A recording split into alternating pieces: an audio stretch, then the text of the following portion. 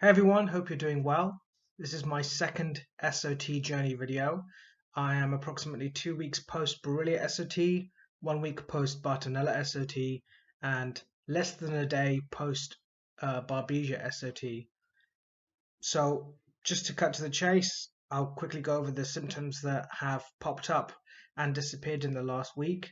So, since my Borrelia SOT and my Bartonella SOT, I've had quite a few symptoms flaring. I've had some pain in my arms and in my feet and in my legs, but nothing, disruptive to my day-to-day workings.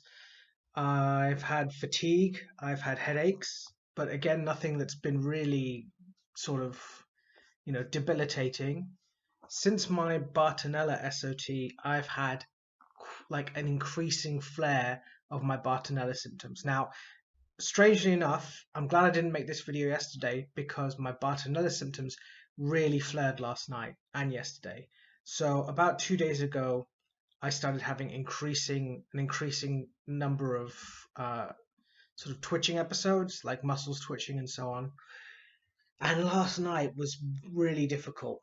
I had a increased twitching, I had anxiety, I had really like vivid dreams and difficulty sleeping. But then when I woke up today, I felt basically generally symptom free. Now, obviously, I don't think that's going to last. A lot of people who have SOT will tell you that what happens typically is that you'll flare and then the symptoms will recede, and then you'll flare and then the symptoms will recede. And basically, what's going to happen is you're going to slowly level out to the point where hopefully you've got no more symptoms left. It's been interesting because today the only twitching that I've had is the very occasional twitching in my calf muscles, whereas over the last few days I had twitching everywhere in my temples, behind my ears, in my chest, in my arms, in my thighs, and I haven't had muscles twitching there in a really long time while I was on antibiotic therapy.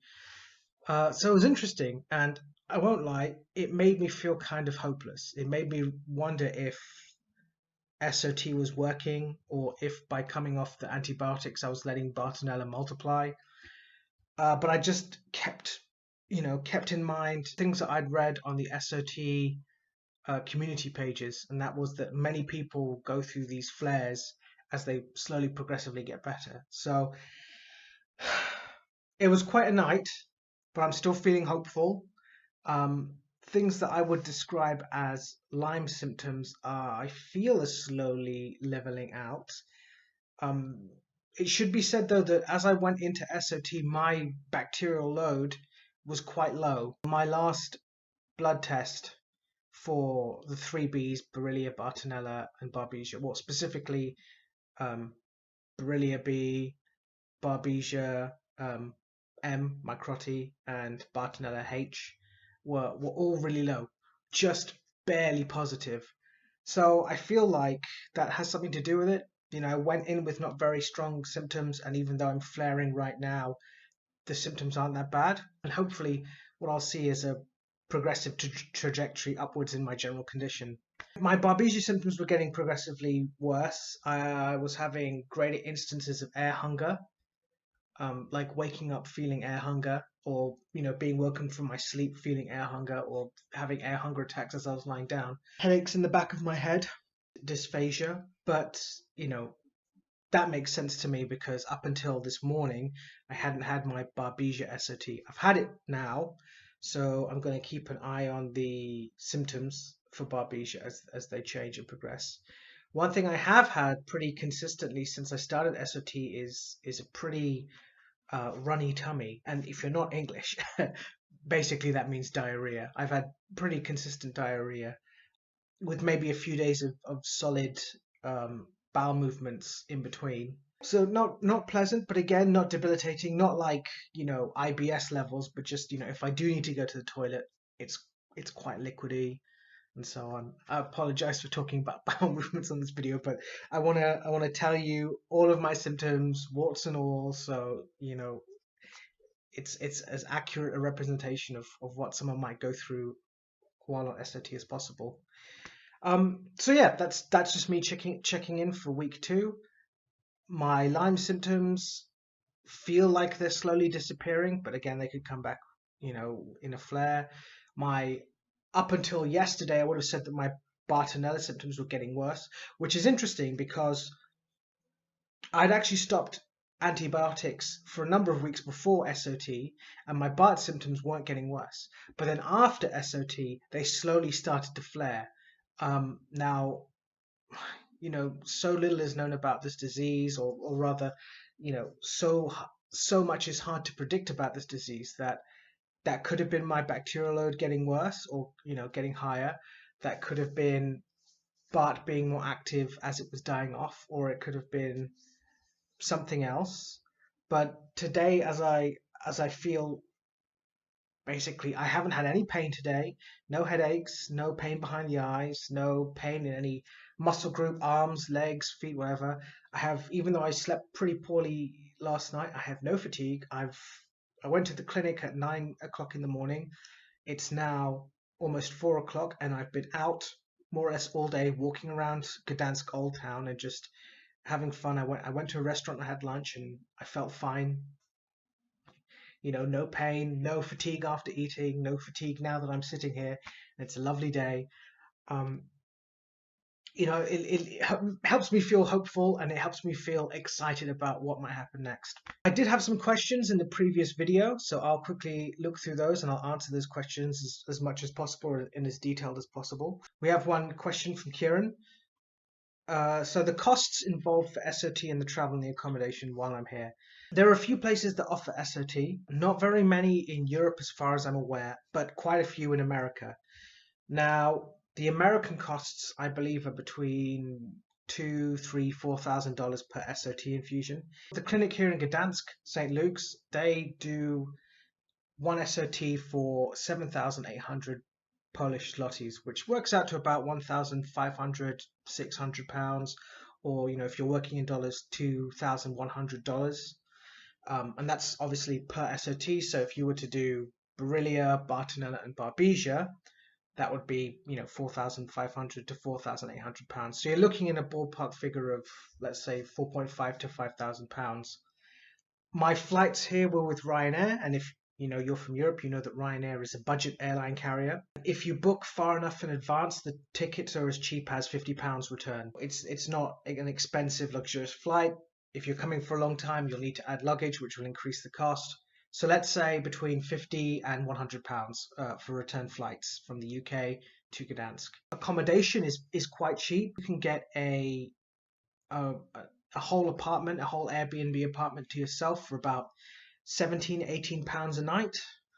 So, if you come here to stay for 3 weeks, or even just come here to stay for 1 week, that's that's a little over £100 for 1 week, or let's say closer to £200 for 1 week.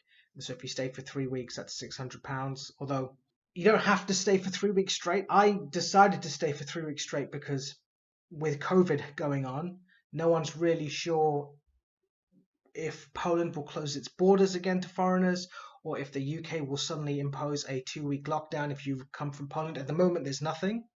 But I didn't want to find myself in a situation where I would travel back to the UK after one S.O.T, have everything booked to go back a week later, and then not be able to go because the UK government decides that now when people come back from Poland to the UK, they need to isolate for 2 weeks. So that was my reasoning behind booking a whole 3-week stint here in Gdansk. But if you want to save money and you don't mind the risk, you can do that. An Uber cab ride to the clinic is approximately, from where I am, is approximately 15 zlotys, which is £3, £4. So you can go to the clinic and back in an Uber for less than £10. Going to Old Town from where I am is again less than £10. And food here is equally as cheap. Water, if you want to buy bottled water, or if you want to buy food here, it's equally as cheap. A meal can cost as little as £3, £4 if you want to order in, or you want to go to a restaurant. If you want to go into an Aldi, which is something that I did as well, and I bought my own food, and so I can prepare it in the apartment. Again, it's quite cheap. So I would say maybe less than £10 a day on food. So to give you a ballpark figure, one SOT is about £1,600. £100 for a flight, it's £1,700, plus say £200 for accommodation, it's 1,900, plus let's say £10 a day for food, and that's if you're just staying in the apartment. That's £2,000 for one SOT, travel, everything else included. We had one other question from Alison. So where did you do antibiotic therapy? I'm going to guess specifically it's asking about the UK because Alison's from the UK. I did antibiotic therapy with the London Lyme Disease Clinic initially. They're based in central London and they're very easy to get a hold of. I'll put the link to their website in the description for this video so you can check it out. So I initially did my antibiotic therapy with them. They were great. I'm now in the process of moving my antibiotic therapy. If I need it, I'm hoping that I won't. I'm hoping that S.O.T will do the trick. If I need it, I'm moving it to St. Luke's in Poland. It's just the cost of the medication. Medication in the UK is a lot more expensive. The antibiotics in the UK are a lot more expensive than they are here in Poland.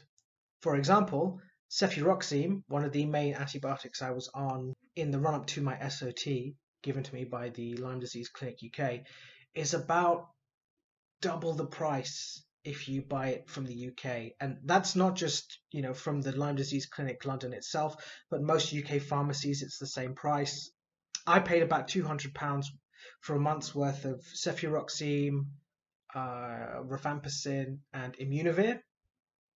But I paid between £300 and £400 for 3 months worth of cefuroxime, tinidazole, azithromycin, and rifampicin here in Poland. And I think it's because, and I have to double check this, but from what I can tell from the packaging, I'm looking at the antibiotics right now. From what I can tell from the packaging, these antibiotics are made here in Poland. So I'm not sure where the UK sources its antibiotics. It might be from the UK, it might be from America, it might be from Switzerland or Germany or so on. So I believe that the antibiotic therapy in Poland is cheaper because it's sourced from Polish manufacturers. So, Alison, if you can't travel outside of the UK, I would strongly recommend seeking out the assistance of the Lyme Disease Clinic UK in London for your initial care. And then if you end up in a place where you're better suited to travel, there is St. Luke's in Gdansk, and up until recently I believe there was BCA Clinic in Germany, but from what I've heard, their leading top doctor, Dr. Carsten Nicklaus, is actually leaving to focus on Lyme disease research, and as such I'm not sure that the clinic is still operational. There are also clinics in Greece. I don't know much about them, but just giving you all of your options. But if you're talking about specifically the UK, Lyme Disease Clinic London. Yeah, that's about it from me. I'm sorry if I waffled in this video. I'll try and cut as much of that out as possible in the editing. It was a bit of an increasingly rough week since the last S.O.T, the Bartonella SOT. I'd had some fatigue more or less straight away after the S.O.T. I had some headaches, and then 2 days onwards I had a ramp up in my Bartonella symptoms. Today I seem fine. I seem good. We'll see where we go from here. I will update 1 week from now. So that's 1 week post Babesia, 2 weeks Bartonella, 3 weeks Borrelia, and then after that I think I'll stick to a 2-week update pattern. Not that I mind updating once a week, but I don't want to flood you with videos, and I think sometimes in Lyme disease a herx can last a whole week. So, if I jump on 1 week and then I say to everyone, oh, it's terrible, all of my symptoms have come back, I just want to lie down in a bath covered in Epsom salt and just forget I exist, it's not helpful because it'll make people scared, or maybe it'll put people off S.O.T. Probably doing a retrospective every 2 weeks is more helpful, because I'll say, oh yes, I felt really terrible for a whole week, but then the next week I felt better than I've ever felt before. Or I'll say, oh, last week I felt great, this week not so great, and I'm probably going to come back out of it again. So yeah, there might be a few other videos in between. If there's anything that you'd like me to answer, or anything that you'd like me to cover or see, please just pop it in the comment section of this video and I'll get on it as soon as possible. I am thinking about doing a video on my initial symptom set in case it resonates with anyone. Thanks for joining me. I don't know if you can tell if I feel a bit better already compared to my last video. I do. Oh, thanks very much. I'll see you next time. Stay safe. Best of luck on your Lyme disease journey. Yeah. Bye.